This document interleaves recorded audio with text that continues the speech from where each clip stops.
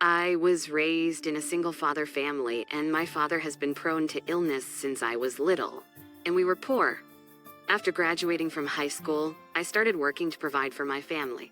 Every morning, amidst the echoing mechanical sounds that resonate and blend in with the noise, my heart aches as I see former classmates happily heading towards the university, a sight reminiscent of the past. Is my life just going to end here in this factory? In such a gloomy mood, I watched my friends. When that unchanging smile was directed at me, I felt relieved. I still feel like I'm in the same world as these guys. I didn't recognize you, Jake. Yeah, you've aged a bit, haven't you? Working really does age you, huh? My friend's innocent words pierced my chest. Oh, we're gonna be late. See you, Jake? I waved at my friends with a smile. Hey, Miller. How long are you gonna stand there? My factory supervisor called my name, and I hurried back to work. I feel like their world is no longer one I could fit into, which gives me a heartache. Going back to work, amidst the simple tasks, I had developed a habit of constantly thinking about my own dreams in my mind. I had a dream too. I had a dream of becoming a doctor. My mother died from a disease when I was in elementary school. As a little kid, holding my mother's hand as she drew her last breath, I felt her hand was still slightly warm, and I couldn't help but think that she could be saved. She's definitely still alive. That's what I convinced myself of. Now, I understand that nothing could be done at that time, but back then I thought, why can't we save lives that can be saved? Why are we giving up? This made me aspire to be a doctor someday. But as I grew older, I began to realize that my family was poor, and that dreaming such a thing was impossible for me. I knew my life was beyond my control, almost as if I had given up. When I, exhausted from work at the factory, returned home, my father had prepared dinner for me. My father was the epitome of a good dad. He raised me single-handedly, worked tirelessly, took care of the house, and attended school events. He truly gave it his all. It happened when my dad served me my portion of the meal. With a big cough, my father began to clutch his chest and cough uncontrollably. He couldn't respond to my word, leaning against the table, and the glass on the table toppled with a clatter and fell to the floor. The shattered glass. I reached out my hand to my father, who was about to fall onto the shards. But my hand didn't reach my father. With a thud, he fell onto the floor. I called an ambulance with trembling hands for my unconscious father. With a loud siren echoing, my dad received every desperate life-saving measures in the ambulance. When we got to the hospital, they immediately took Dad away, and I was left pacing up and down the sterile white corridors, occasionally stopping in front of my dad's room. What if my dad disappears in front of me, just like my mom? Yeah, an ominous premonition kept crossing my mind. And that premonition came true. Now I'm sitting here in my dad's funeral suit. To be honest, I can't remember much since the moment I was told at the hospital that my dad had passed away. I remember at least calling my grandma, but even now, looking at my dad's portrait, it doesn't feel real. Even though I saw his remains, it feels like my heart isn't here, as if it's floating. I was staring at my dad's smiling face in the portrait. Jake, let your aunt take care of things. Relatives are bustling around me, saying that my grandma couldn't come because she's in a nursing home with bad legs. I remember she cried a lot when I told her that my dad had died over the phone. But what will you do, Jake? You working, aren't you? We can't take you in. What about the funeral expenses? We'll use the cash gifts we received for that. They must think I can't hear them. My relatives were worrying about whether I would be a burden or if they had enough money. I retorted, but only inside my heart. I don't have the energy to say it out loud. What comes to mind are the times I spent with my dad. My dad, who would come to my open school day. In school day, he would make a lunchbox for the sports festival, even though he was clumsy. All he did was to make sure I was never inconvenienced. A single tear trickled down from my eye. Just as I was thinking that, an old classmate appeared among the attendees. He bowed respectfully to me after clasping his hands together in prayer. Despite his respectful attitude, what I heard from him was cruel. That guy's poor, and now he's lost his family. What's he gonna do? That's just tragic, isn't it? No education, no parents, right? I felt even more dejected by their condescending words. I just wanted to say goodbye to my dad, but the noise was too annoying. It felt like it wasn't a farewell to my dad, but rather an exposure of how much I lacked. That's when it happened. You're Jake, right? When my name was called, I turned to the voice.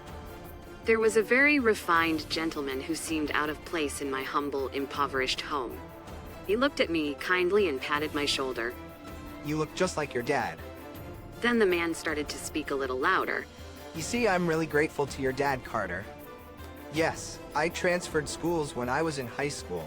The reason was that my dad's company went bankrupt and we ran away in the middle of the night.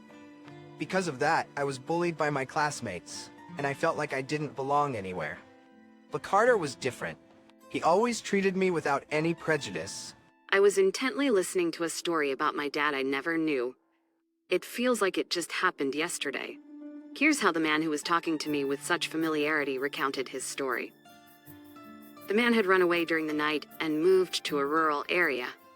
Perhaps because it was a small town, rumors of his escape spread quickly throughout the community, causing his parents to lose their place of work and find themselves in deep distress.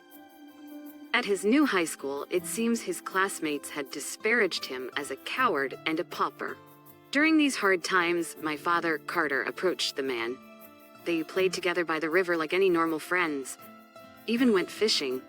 Realizing that the man's family was struggling financially, my father invited the man's family to his own home for dinner, and they spent a joyful time together. Despite being abandoned by their relatives, Carter's family treated them with utmost kindness, expecting nothing in return. Then, my grandfather found a place for the man's father to work. The man told me that my father and grandparents were the ones who had saved him. Tears welled up in my eyes. My father had always been a truly kind-hearted person. I had always wanted to meet Carter, but by the time I graduated high school, he had moved away. I didn't know where he was, and I've been searching for him ever since. I shared a story I knew.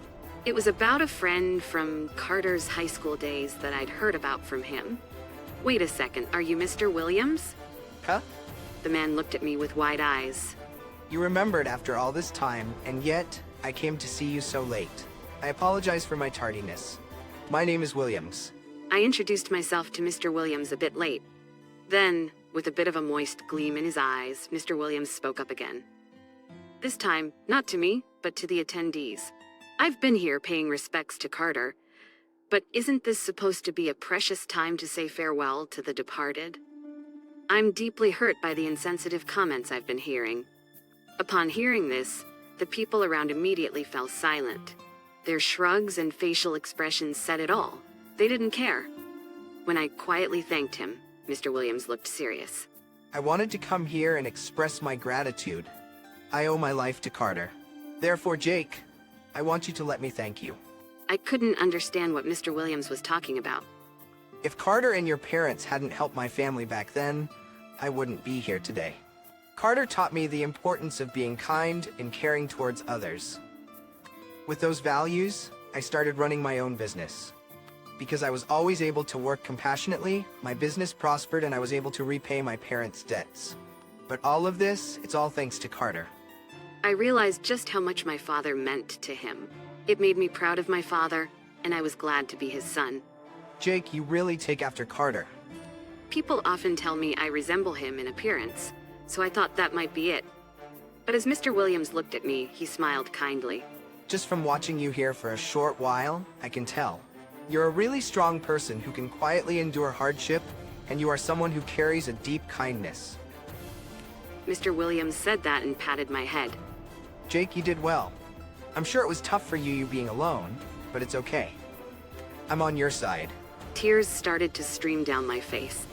I see it really had been tough. I had just been desperately concealing the fact that I had lost my father, forcing myself to stay calm.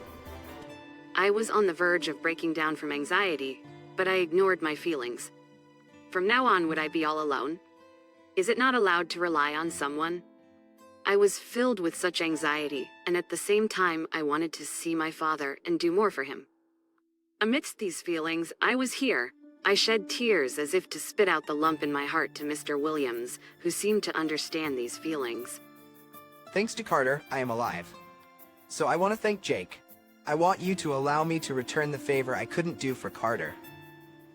I didn't really wish for that, and thought about refusing, but Mr. Williams didn't let go of my hand tightly, so I decided to accept Mr. Williams' gratitude.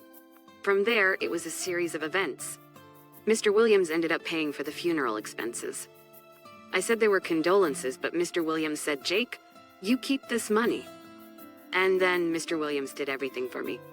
I was really grateful for his thoughtful gesture. The heartless words of the attendees heard during the funeral were gone, and when I got to the crematorium, I saw my father's smoke stretching out into the blue sky. My father must have been worried about me too.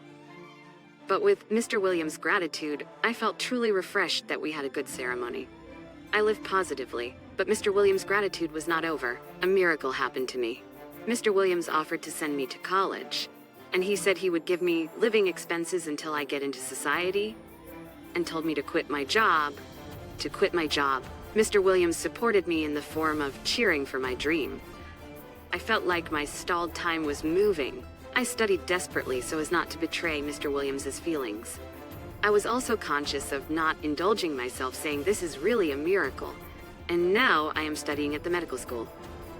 I don't want to see children like me. I want to save people who lose their parents, give up their dreams, despair, and become lonely. I am just lucky to be able to spend my time like this. But there are people in this world who hit rock bottom. I want to give back more to those around me for the blessings I have. I think so. That day, Mr. Williams visited me after the college lecture. How are you doing lately? Mr. Williams, who is getting gray hair, was still unchanged in his elegant and gentlemanly behavior. Carter would be very happy. Saying that, Mr. Williams smiled gently.